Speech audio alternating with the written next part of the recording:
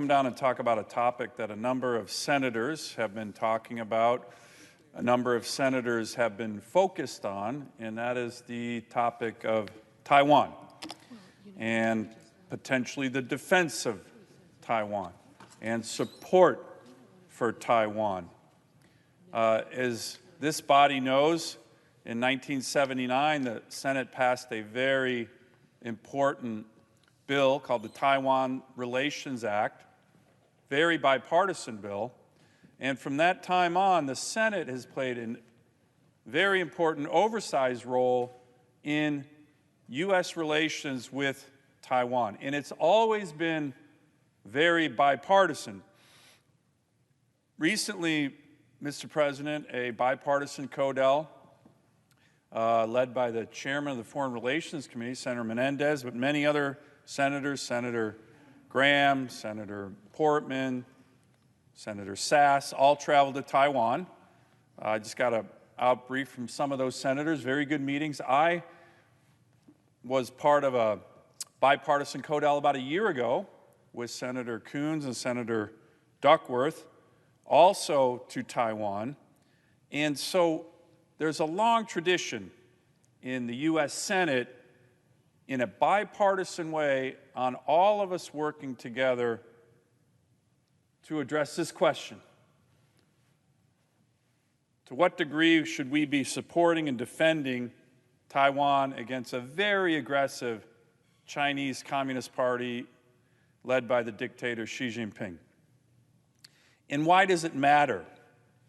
Why should we all be working together, as we've done for decades here in the United States Senate, Democrats and Republicans, to deter a military invasion of Taiwan? And what is happening in the next few weeks that I want to talk about, Mr. President, because I'm concerned about the direction of the Biden administration, and I think every senator here should be concerned. So I'm going to ask my colleagues to lift up their voices when they talk to the Biden administration on a topic I'm going to mention here in a minute. But why does it matter? Well, this issue of the potential invasion of Taiwan could take place in a few years. The Indo-PACOM commander, a little over a year ago, in front of the Armed Services Committee, opined that the threat of an invasion of Taiwan by an aggressive Chinese Communist Party would manifest itself during this decade. Now I'm quoting him. In fact, in the next 6 years. That was Admiral Davidson, former Indo-PACOM commander. And that's not a lot of time, Mr. President. Here's why I think it matters. Right now, Taiwan is on the front line of freedom in Asia. It's not some peripheral sideshow. It's in many ways central to freedom in that part of the world, like West Berlin was during the Cold War. A violent military takeover of Taiwan by the Chinese Communist Party would be a sea change in how the entire world is ordered. It would change the history of the 21st century in the way that the guns of August of 1914 changed the 20th century. Now, some see the defense of Taiwan and the support that is required from the United States because of the Taiwan Relations Act, again, led by this body. Some see this defense and support of this island democracy as a luxury that we can't afford in an age shaped by great power competition.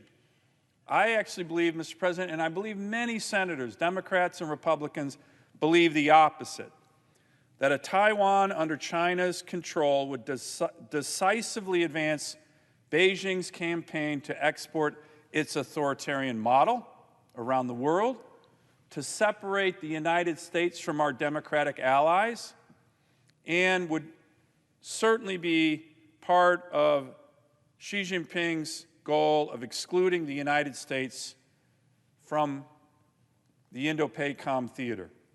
Taiwan, a thriving, prosperous Chinese democracy that holds free election and bounds its power by the rule of law, is central to the free world and its future.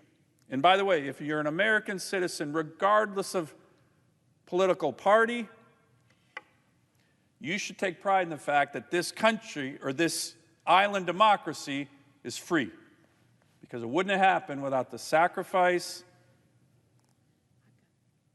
and resources of the United States and our military. And that is a fact. So, Mr. President, a few months ago, I gave a speech on this topic, and I talked about how when you think of the defense of Taiwan and deterrence, which is what we all want, deterrence, nobody wants a war in the Taiwan Strait, that there are really three layers of deterrence for the island of Taiwan. First is Taiwan's ability to militarily defend itself, the so-called hedgehog approach or porcupine approach. Right here, they are defending themselves, the way the Ukrainians are defending themselves. Senator Roger Wicker had a very good op-ed in the Wall Street Journal today just on that very topic. And we need to make sure Taiwan has that capability. It's in the Taiwan Relations Act that we have that responsibility to defend itself and is undertaking the right approach with regard to military weapons that they are buying from the United States and other places. The second level of deterrence, you see here on this chart, would be America's capability to defend Taiwan militarily should the President of the United States decide to do so if there is an invasion by the Chinese Communist Party. And over several decades, Mr. President, through many different crises in the Taiwan Strait, this layer of deterrence, where the United States has shown up with military force, has proven to be decisive in keeping the Taiwanese people free. And our deep network of allies in the region augments this second level of deterrence. But, Mr. President, there's also a third level of deterrence. And the third level of deterrence is often not discussed. But in many ways, particularly now, it could be more powerful than the first and second level. And that is the level that relates to bringing the instruments of American power beyond our military, such as our global economic and financial strength, to deter China from an invasion. You see this third level, economic and financial sanctions. So, Mr. President, this is exactly what my bipartisan bill, the Stand with Taiwan Act, would do. I'm working with several senators on this bill right now. We've introduced it already, but we're going to recalibrate it, particularly with regard to the lessons learned from Ukraine. But one of those lessons that we learned from the brutal Ukrainian invasion by the Russian dictator Vladimir Putin in Ukraine is that comprehensive economic and financial sanctions have the best chance of deterring a conflict when they are clearly articulated and ready to go before the conflict begins. That wasn't the case in Ukraine, and we'll never know if sanctions that were already teed up and ready to go could have deterred that conflict. So we are trying, with the Stand with Taiwan Act, stands for sanctions targeting aggressors of neighboring democracies, STAND. The whole point of this would be to deter Xi Jinping from making the decision. That third layer of deterrence saying, okay, if you militarily invade Taiwan, here are the massive sanctions that we and our allies are going to hit you with, and they will be devastating. So, Mr. President, this bill makes it clear that we should be engaging with Taiwan economically across the board in many sectors.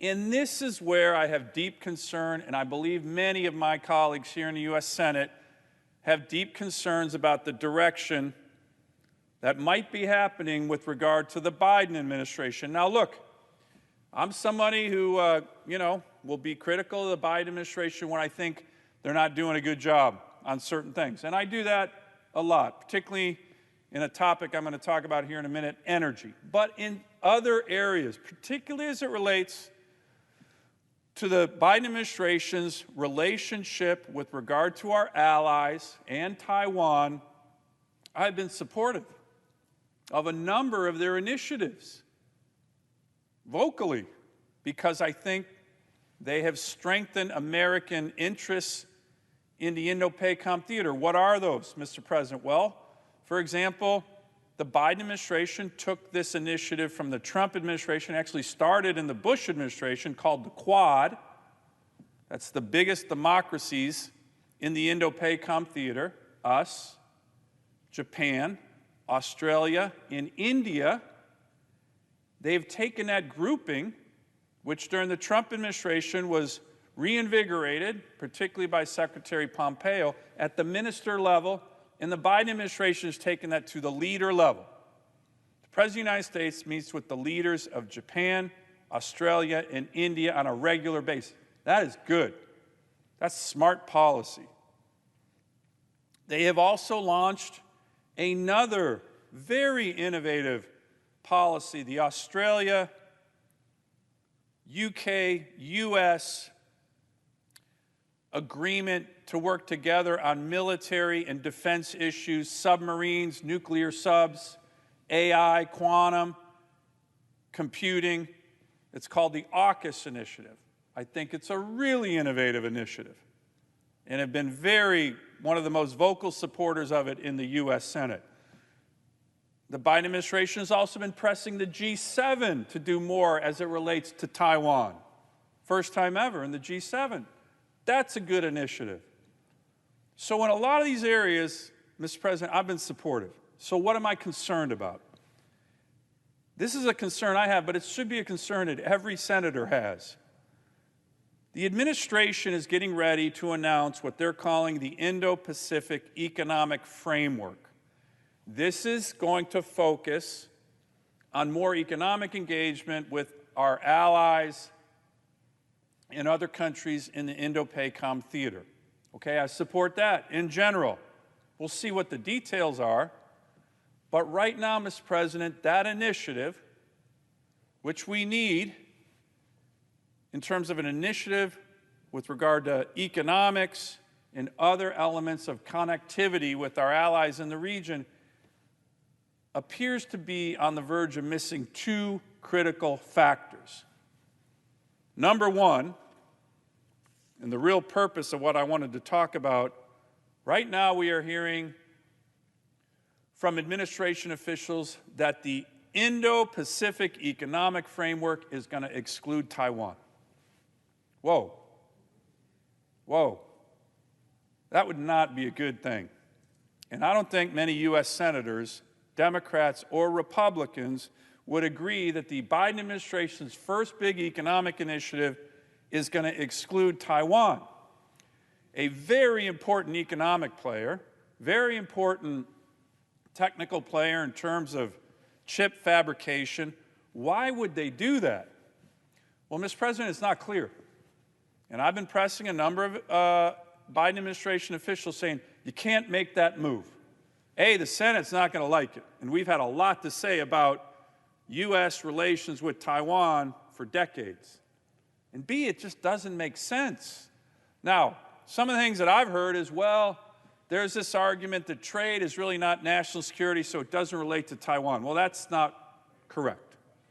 Trade and economic issues are clearly national security issues as it relates to our country, as it relates to our allies. And the other thing I've heard, Mr. President, is that, well, some of the other countries in the Indo-Pacific framework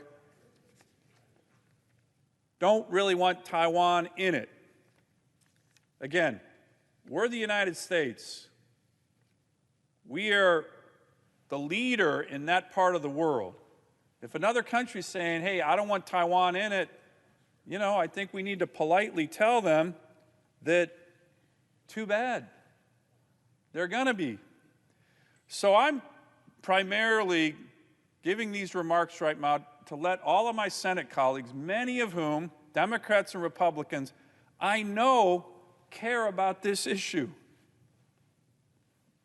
I've been trying to raise the alarm with the administration saying, bad idea.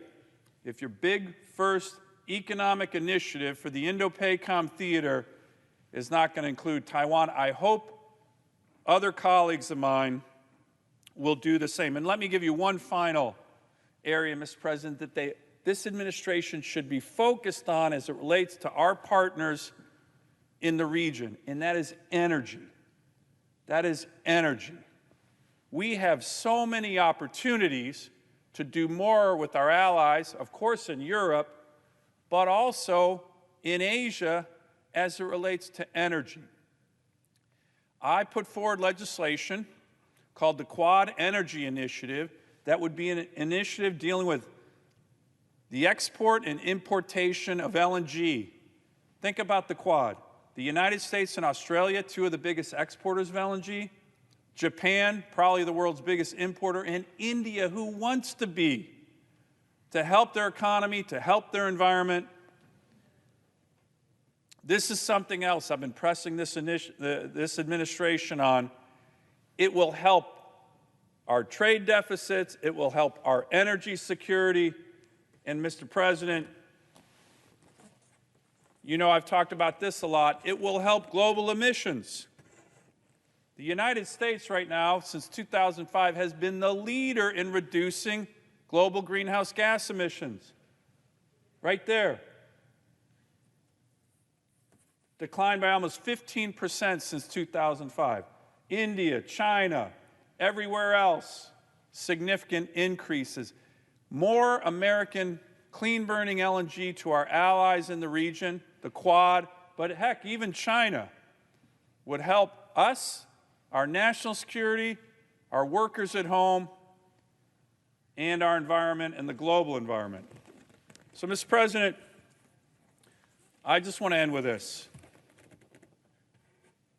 I hope all my Senate colleagues in the next couple days can reach out to the Biden administration and say, look, on a number of initiatives, the Quad, AUKUS, you have been going in the right direction and you have strong bipartisan support. But the Indo-PACOM economic framework led by the United States, if it's leaving out Taiwan, that's going to be a huge problem. And I don't think many U.S. senators think that that would be a good idea. Given our long history of leading in a bipartisan way on issues related to Taiwan, I'm asking my colleagues to also reach out to the administration and say, there has to be a better way. We cannot economically isolate and forget about Taiwan when we need to be supporting them now more than ever. I yield the floor.